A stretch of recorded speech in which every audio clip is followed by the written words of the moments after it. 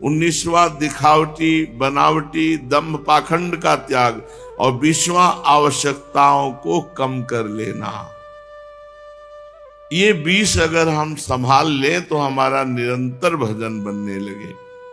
श्रीमद् भागवत महापुराण प्रसंग चल रहा है भगवान के परम प्यारे मित्र श्री सुदामा जी का। भगवान श्री कृष्णचंद्र जी के महल में रुक्मिणी जी के पलंग पर बैठे हुए श्री सुदामा जी को भगवान कह रहे हैं, गुरुदक्षिणा देकर जब आप गुरुकुल से लौट आए, बातचीत हो रही, 7 दिन 7 रात्रि रुके। मैं जानता हूं कि आपका चित्त गृहस्थी में रहने पर भी प्रायः विषय भोगों में आसक्त नहीं है। विद्वान, ये भी मुझे मालूम है कि धन आदि में भी आपकी कोई प्रीति नहीं है। जगत में बिरले ही लोग ऐसे होते हैं जो माया से निर्मित विषय संबंधी वासनाओं का त्याग कर देते हैं। चित्त में विषयों की तनिक भी वासना न रहने पर केवल मेरे समान लोग शिक्षा के लिए वो कर्म करते हैं, कोई वासना नहीं होती। ब्राह्मण शिरोमणि, क्या आपको उस समय की बात याद है जब हम दोनों एक साथ गुरुकुल में निवास करते थे?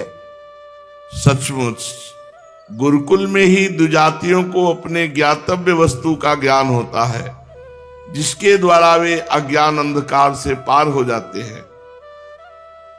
मित्र, इस संसार में 3 गुरु हैं।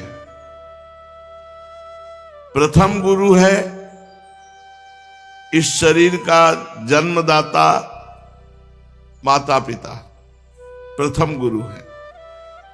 इसके बाद उपनयन संस्कार करके सत्कर्मों की शिक्षा देने वाला दूसरा गुरु है। इसके बाद ज्ञानोपदेश करके परब्रह्म परमात्मा की प्राप्ति, भगवत प्राप्ति कराने वाला गुरु तो साक्षात मेरा स्वरूप ही है। ये वर्णाश्रमियों के 3 गुरु हैं। पहले माता पिता, द्वितीय गायत्री मंत्र देने वाले और तृतीय भगवत प्राप्ति कराने वाले सद्गुरुदेव। मेरे प्यारे मित्र, गुरु के स्वरूप में स्वयं मैं ही हूं। ये मया गुरुणा वाचा तरन्त्यजो भवार्णवम। जो मैं गुरु रूप से उपदेश करता हूं, उसको जो स्वीकार कर लेता है, जो अपने गुरुदेव की आज्ञानुसार चलता है, वो इस संसार समुद्र को पार कर लेता है। वही सच्चा स्वार्थी और परमार्थी है जो गुरुदेव की आज्ञा के अनुसार चले। प्रिय मित्र, मैं सबका आत्मा हूं, सबके हृदय में अंतर्यामी रूप से विराजमान हूं।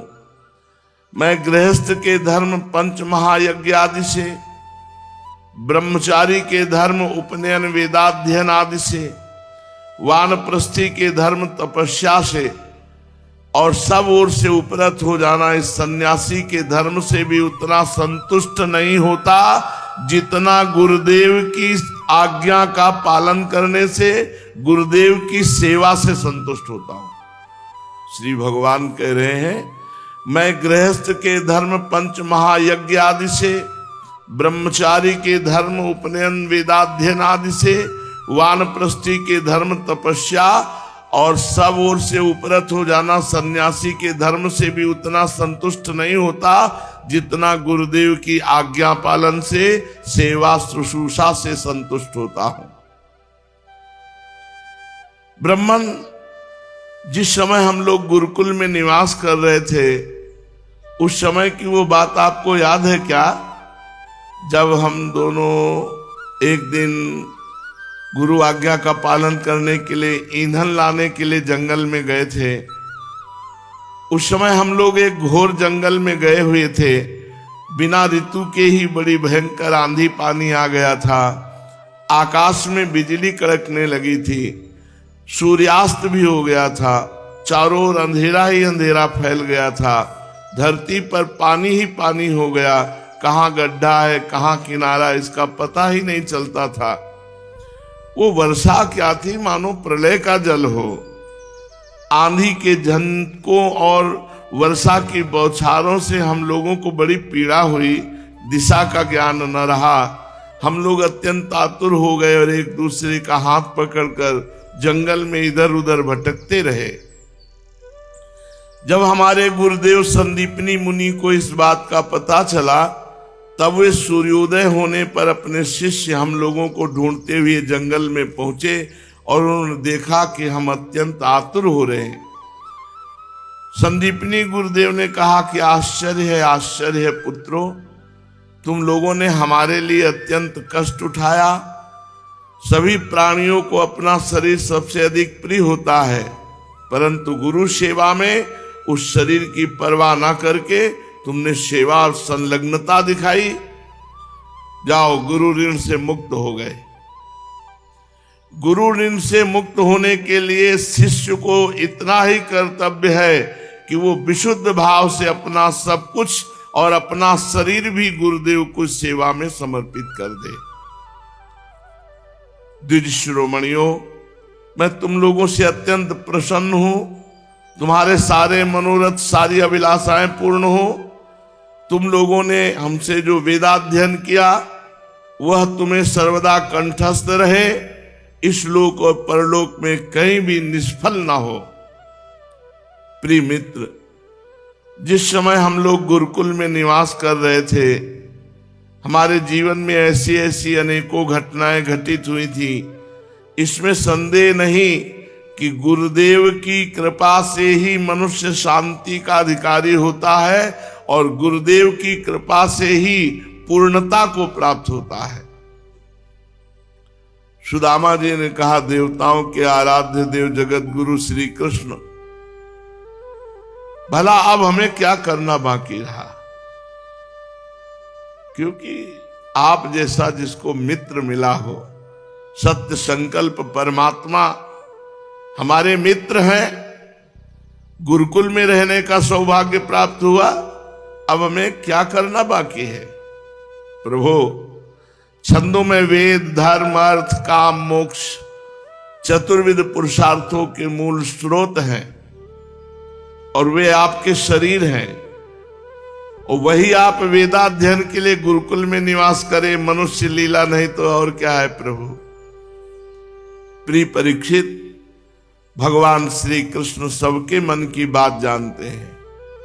ब्राह्मणों के परम भक्त हैं, संत भक्तों के क्लेशों के नाशक हैं। वे इस प्रकार से उन ब्राह्मण देवता के साथ बहुत देर तक बातचीत करते रहे। अब वे अपने प्यारे सखा उन ब्राह्मण से तनिक मुस्कुराकर विनोद करते हुए बोले। उस समय भगवान श्री कृष्ण उन ब्राह्मण देवता की ओर बड़ी प्रेम दृष्टि से देख रहे थे। भगवान ने कहा, ब्राह्मण, आप अपने घर से मेरे लिए क्या उपहार लाए हैं? मेरे प्रेमी भक्त जब प्रेम से थोड़ी सी वस्तु भी मुझे अर्पण करते हैं तो मेरे लिए वो बहुत बड़ी वस्तु हो जाती है। मेरे अभक्त यदि बहुत सी सामग्री मुझे भेंट करें तो मैं संतुष्ट नहीं होता, और भक्त प्रेम से, भक्ति से फल, फूल, पत्ता, पानी, कोई वस्तु मुझे दे दे।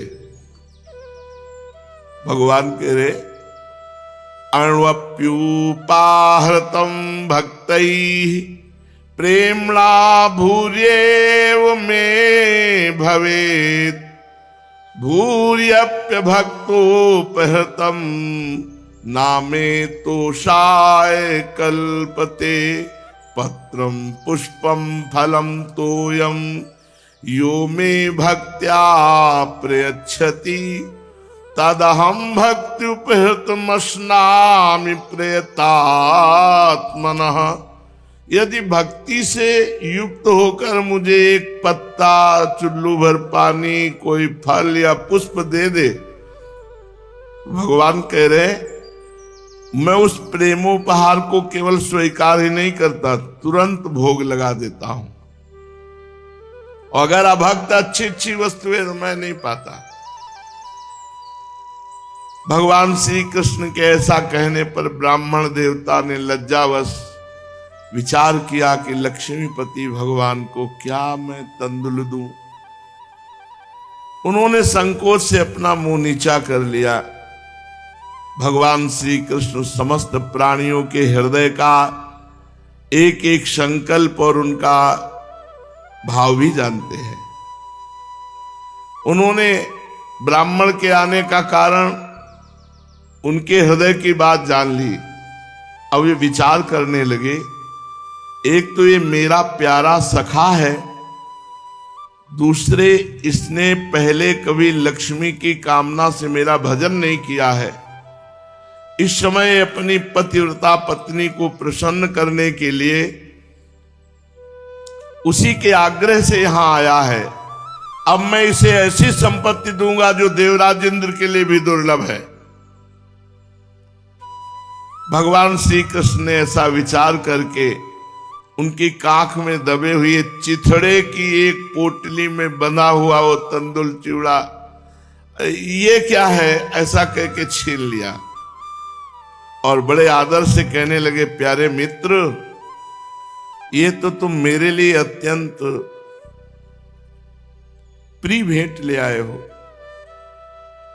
ये तंदुल न केवल मुझे बल्कि सारे संसार को तृप्त करने के लिए पर्याप्त है। ऐसा कहकर उसमें से एक मुट्ठी चिवड़ा खाया। भगवान रोमांचित हो रहे हैं। अब विचार करो क्या स्वाद है, प्रेम का स्वाद है। दूसरा पाया, तीसरे में भगवती जी ने, लक्ष्मी जी स्वरूपा रुक्मिणी जी ने हाथ पकड़ लिया और कहा, प्रभु मैं तो आपके ही परायण हूं, आपको छोड़कर कहीं जा नहीं सकती। विश्वात्मन बस बस, मनुष्य को इस लोक में तथा परलोक में भी समस्त संपत्तियों की समृद्धि प्राप्त करने के लिए इतना काफी है, क्योंकि आपके लिए इतना ही प्रसन्नता का हेतु बन जाता है। परीक्षित, ब्राह्मण देवता उस रात को भगवान श्री कृष्ण के महल में ही रहे, बड़े आराम से वहां खाया पिया और ऐसा अनुभव किया साक्षात परब्रह्म परमात्मा के साथ मानो वैकुंठ में बैठे हों। भगवान श्री कृष्ण ने 7 दिन 7 रात्रि खूब स्वागत सम्मान बातचीत हास्य विनोद आदि। सुदामा जी ने कहा, प्रभु चलना चाहिए, अब कई दिन हो गए।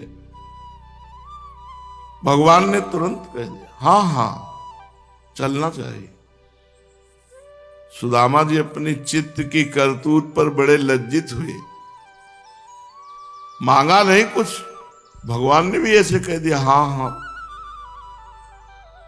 भगवान श्री कृष्ण की कृपा मनाते हुए, आनंद में डूबते उतराते हुए चल पड़े। भक्तमाल जी में लिखा, जब भगवान चले तो ऐसे मुट्ठी करके ऐसे चले, 2 मुट्ठी। सुदामा जी ने सोचा कि 2-4 असरफी इसमें 2-4 असरफी इसमें होगी, घर में जाएंगे तो खान पान की सारी व्यवस्था। भगवान ने कहा, इधर से आप चले जाइएगा और फिर आगे जाके मुड़ जाइएगा। सुदामा ने कहा, पता है हम चले जाएंगे, कुछ नहीं। भगवान ने 2 लोग की संपत्ति दे दी। प्रगट में नए कपड़े जो पहनाए थे वो भी उतरा लिए कि रास्ते में कोई आपको परेशान न करे, वो अपनी उठाओ, फटी वाली धोती उसी को पहन लो। सुदामा जी मन ही मन सोचने लगे, अहो कितने कृपालु भगवान हैं। उनको बुरा नहीं लगा प्रगट वाली लीला में। ओ, आज मैंने देख लिया प्रभु की ब्राह्मण भक्ति। देखो, जिनके वक्षस्थल पर स्वयं लक्ष्मी जी विराजमान है, ऐसे विशाल वक्षस्थल से मुझ दरिद्र को आलिंगन किया मेरे प्रभु ने। सुदामा जी सोचते हुए वापस हो रहे।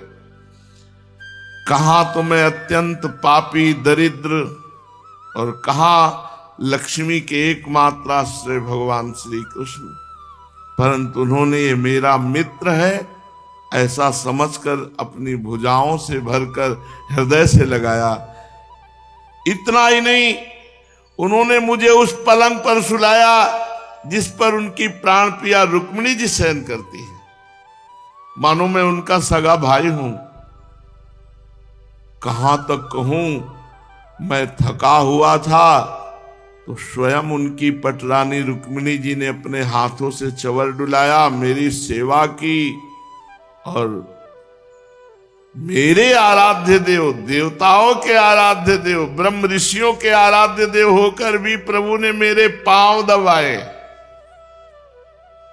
कहां तक कहूं, अपने हाथों से भोजन खिलाया, अत्यंत सेवा शुश्रा की। स्वर्ग मोक्ष पृथ्वी रसातल की संपत्ति समस्त योग सिद्धियों की प्राप्ति का मूल श्री कृष्ण के चरणों की पूजा है और उन्होंने मेरे चरण दबाए। परम दयालु श्री कृष्ण ने बड़ी कृपा की, मुझे थोड़ा भी धन नहीं दिया, ये असीम कृपा की। सुदामा जी सोचते हुए चले जा रहे, क्योंकि मैं दरिद्र कहीं धन पा करके मतवाला हो जाए और प्रभु को भूल जाओ, इसलिए कितनी कृपा की, उन्होंने कुछ नहीं दिया। जय हो श्री कृष्ण की।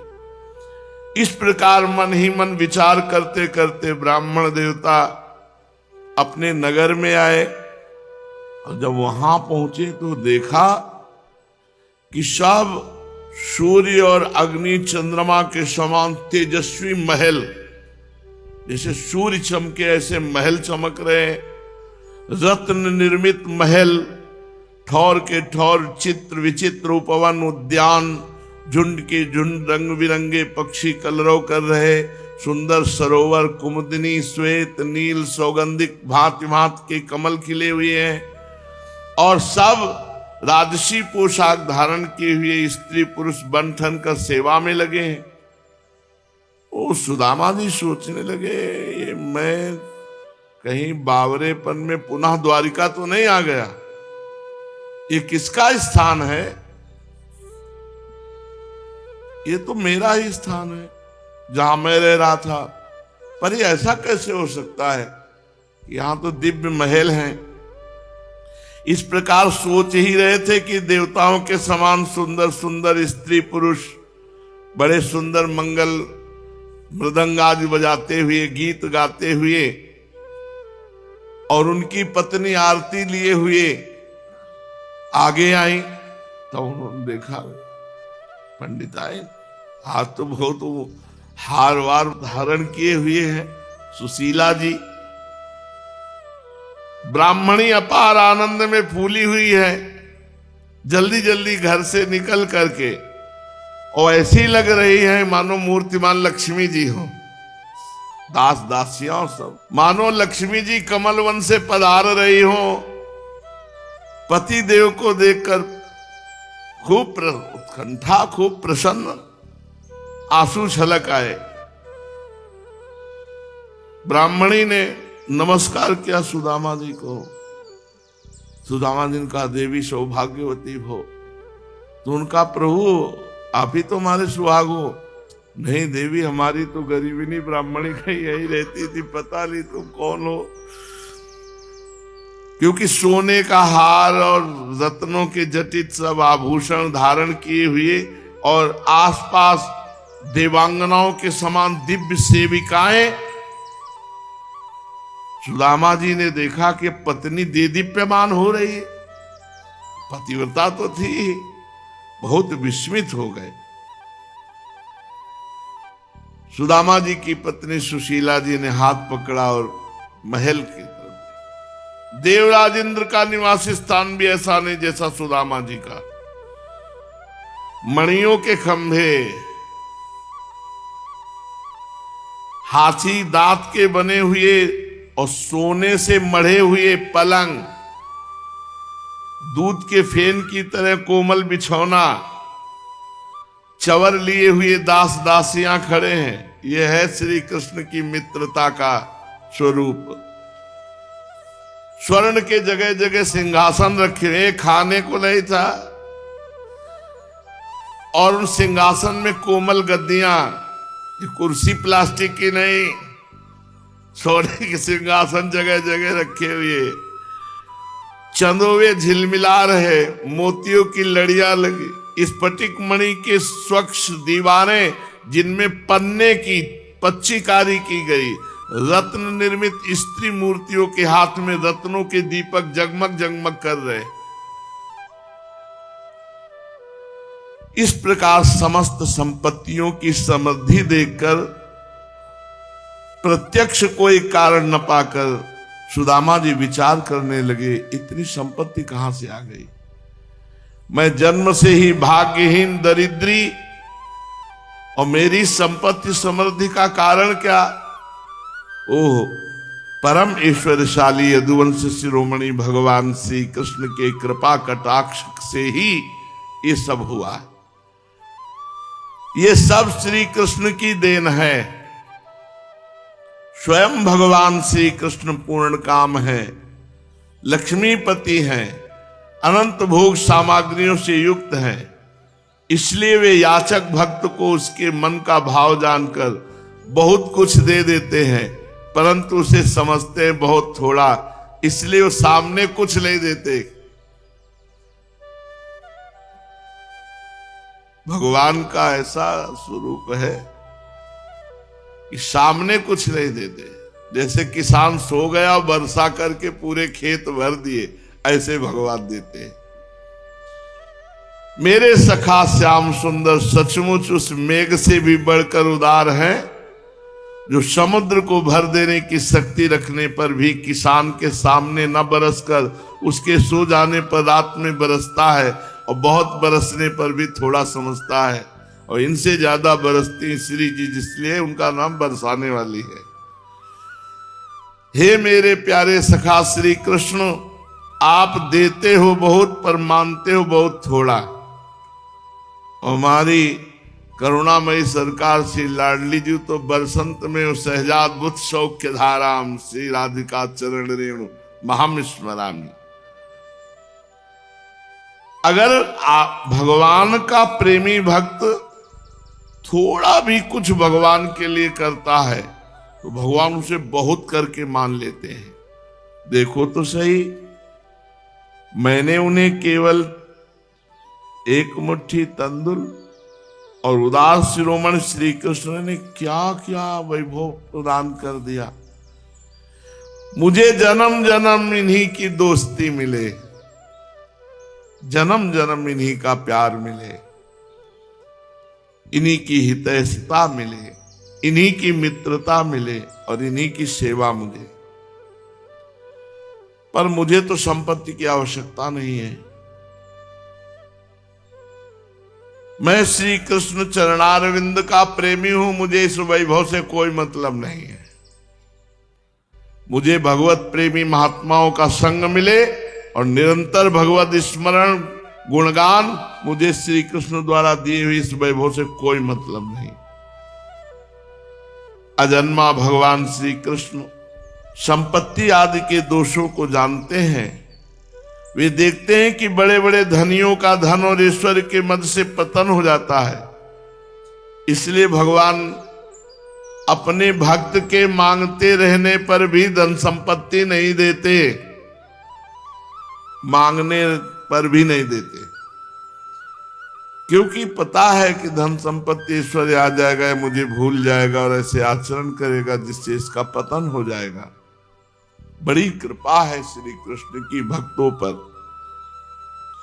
परीक्षित अपनी बुद्धि से ऐसा निश्चय करके सुदामा जी भगवान के द्वारा दी हुई समस्त वैभव ऐश्वर्य संपत्ति से अनासक्त भाव रहे।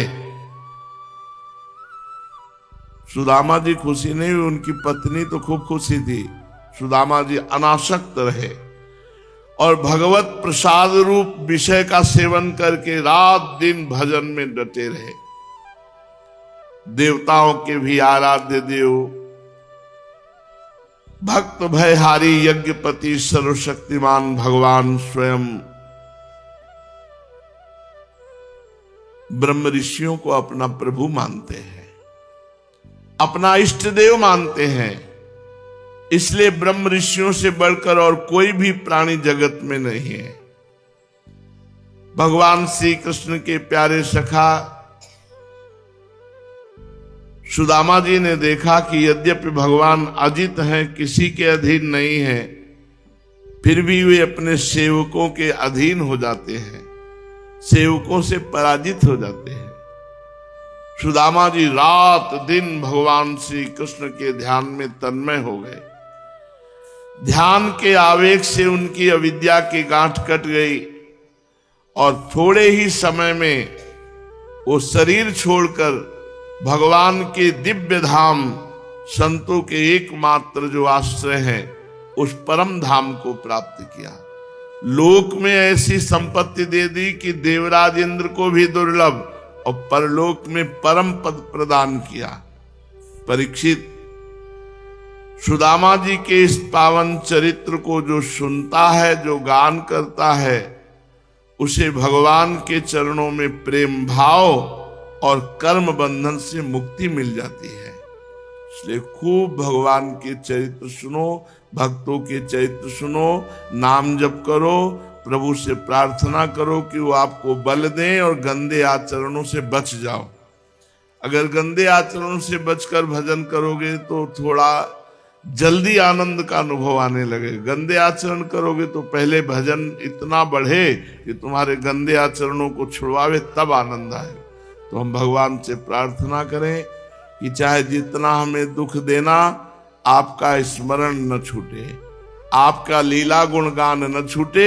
चाहे जितना दुख देना, सुख की तो हम मांगे ही नहीं कर रहे, पर ये कभी न छूटने पावे कि आपको भूल करके हम संसार के चिंतन में लग गए। तो सुदामा जी इस जगत में यश को, कीर्ति को, वैभव को प्राप्त हुए और फिर शरीर छोड़कर भगवान के नित्य धाम को गए। और जो ये चरित्र सुनेगा वो भी नित्य धाम को प्राप्त होगा, कर्म बंधन क्षीण हो जाएंगे और भगवान के चरणों में अविरल भक्ति प्राप्त होगी। शेष चर्चा आगे। श्री